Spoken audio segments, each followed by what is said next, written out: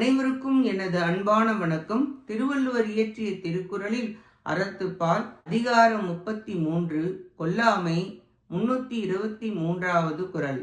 ஒன்றது ஆக நல்லது கொல்லாமை மற்ற அதன் பின் சாரப் பொய்யாமை நன்று. ஆராய்ந்து பார்த்தால் உயிர்களை கொல்லாதிருத்தல் ஒப்பற்ற அறமாகும். உண்மை பேசுவது இரண்டாவது அறமாக கருதப்படும். மொத்தமாக நல்லது எது எனின் கொல்லாமை நன்கு. மிகச்சிறந்த அறம் கொல்லாமை, அடுத்ததுதான் பொய்யாமை.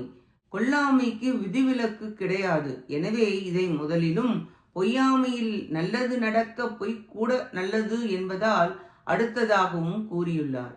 நூலோர்கள் தொகுத்த அறங்களில் 2 அறங்களில் எது சிறந்தது என்றால் கொல்லாமைதான் முதலும் பின்தான் பொய்யாமை என்றும் கூறி கொல்லாமை என்ற அறம் முதலிடம் வைக்கிறார்.